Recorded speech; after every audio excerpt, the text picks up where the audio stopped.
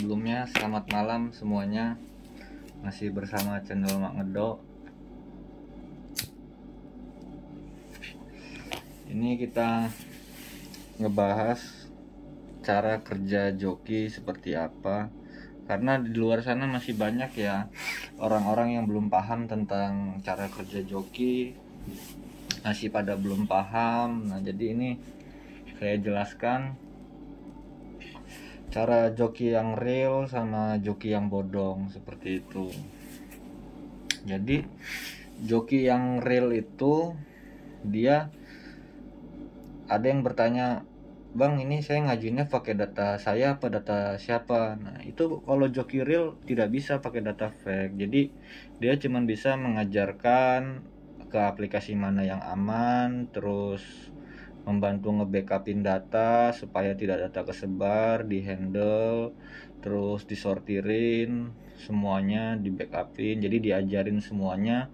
Jangan sampai kalian gagal bayarnya itu data kesebar atau aplikasinya didatengin ke rumah atau BI checking. Jadi dipilihkan seperti itu. Nah, terus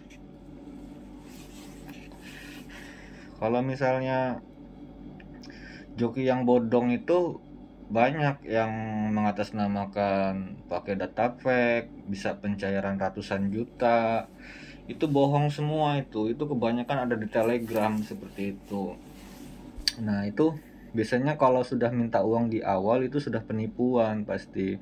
Mau dia ngirimin testimoni segala macam, mau testinya segala macam dikirimkan, bukti-buktinya itu semua penipuan seperti itu. Kalau sudah minta duit di awal itu penipuan. Itu biasanya kebanyakan di Telegram, dari Instagram larinya ke Telegram seperti itu. Nanti habis kalian transfer kalian pasti bakal diblokir. Nah, jadi yang belum paham cara kerja joki, misalnya kalian kenal joki di TikTok atau joki di Instagram atau di sosial media yang lain seperti Facebook atau yang lain. Kalau joki yang real tuh ya dia intinya tetap memakai data kalian, tapi kalian diajarkan ke aplikasi yang aman, yang tidak ada BI checking, data kalian tidak kesebar, terus tidak datang DC ke rumah. Jadi kalian posisinya nanti gagal bayar, itu cuman kalian doang yang diteror atau cuman kalian doang yang ditelepon. Kalau cuman kalian aja yang ditelepon, itu biasanya nanti diajarin cara ngadepin DC, cara ngeblokirin seperti itu.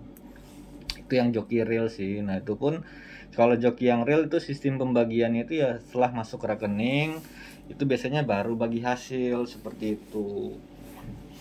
Ya karena sudah makin marak joki-joki di TikTok atau yang sering lab-lab itu udah makin marak, joki-joki sudah makin banyak. Kadang saya juga bingung lihat di orang itu bisa ngomong yang ini sebar data, yang ini ada DC, yang ini random, yang ini. Kadang dapat informasinya dari mana seperti itu. Saya jadi joki ngurusin pinjol-pinjol gini bukan sebulan 2 bulan atau berapa lama. Saya kayak begini sudah 4 tahunan. Makanya di Facebook saya itu bisa dicek sendiri. Saya udah lama ngurusin main pinjol gini. Saya pun sebagai joki udah capek sebenarnya ngurusin orang yang terjerat pinjol nih ya.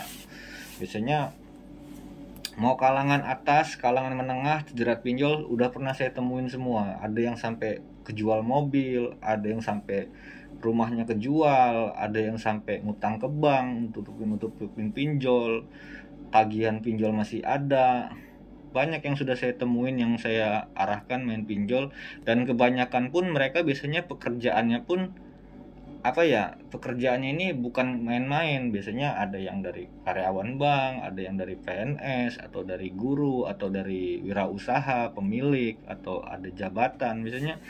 Karena main pinjol ini awal mula kalau nggak antara dari Shopee lari ke Kredipo atau Kredipo lari dari Aku Laku atau dari Home Credit atau Tunaiku, nanti bakal melebar ke aplikasi yang lain dan tumbuhlah gali lubang tutup lubang, utang makin banyak sampai limit makin besar.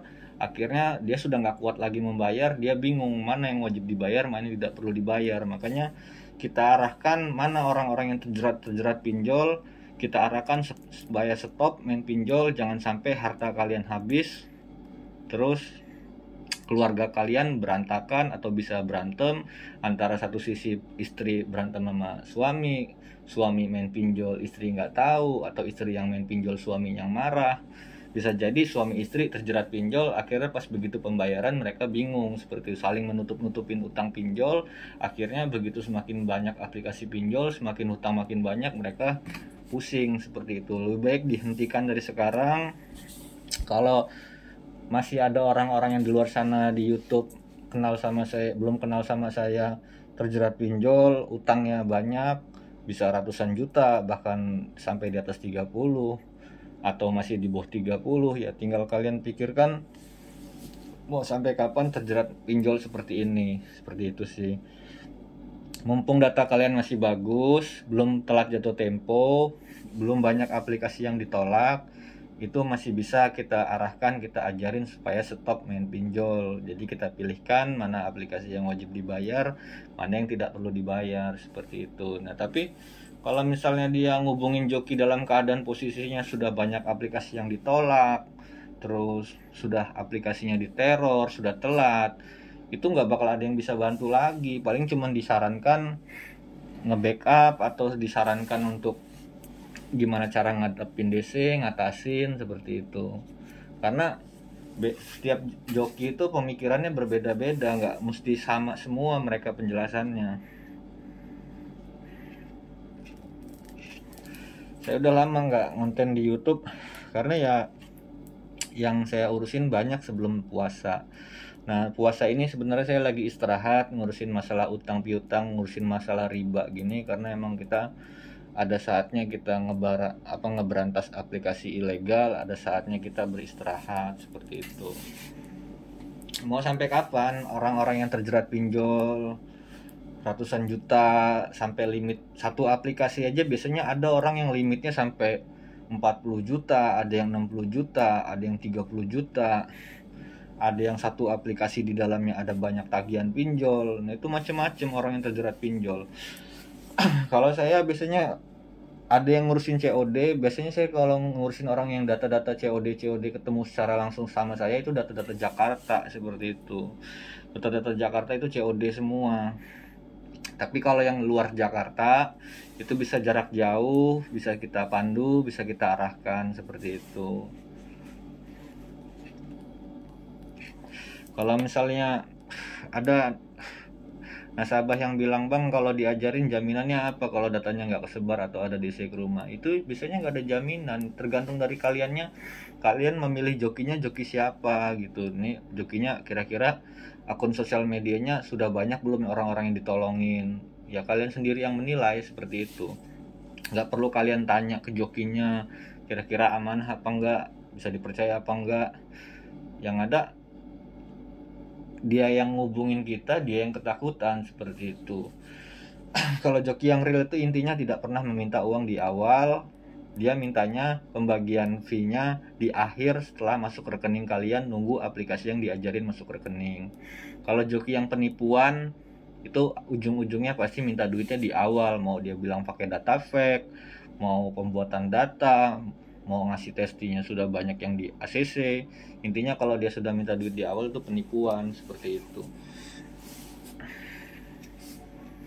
Nah, terus kalau masalah orang-orang yang sudah telanjur gagal bayar,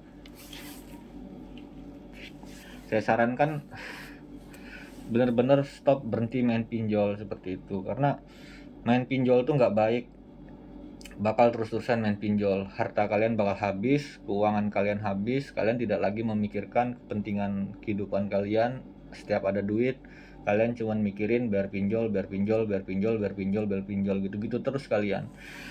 Dan pada akhirnya kalian juga pasti gagal bayar, nggak kuat, seperti itu. Jadi berpikirlah kalian, mumpung data kalian masih bagus, belum banyak aplikasi yang ditolak, perawatannya bagus, pinjaman online-nya selalu lancar, bayarnya selalu tepat waktu, itu masih bisa kita arahkan. Kalau datanya sudah busuk, sudah banyak tolakan, sudah banyak diteror, baru minta tolong joki, satu pun joki nggak ada yang mau nolong. Biasanya bukannya tidak mau menolong, dia sudah kedetek main ke pinjol mana atau ke yang lain pun pasti bakal ditolak, seperti itu. Nggak bakal bisa lagi, percuma kita ngajarin pun ke aplikasi manapun ditolak.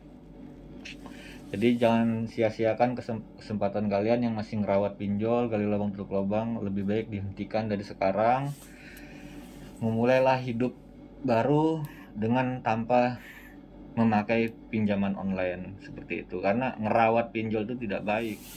Kalau mau ngerawat ya rawatlah keluarga, anak, ada rezeki, ada hasil gaji, usaha, mikirin keluarga, daripada kalian ada duit, ada rezeki, mikirin utang-utang pinjol terus, nggak bakal ada beres-beres ya, bakal gali lubang tutup lubang terus kalian. Jadi itu aja sih penyampaian saya, jadi dari cara kerjanya joki seperti apa, terus joki real dan atau joki bodong seperti apa, itu aja penjelasannya.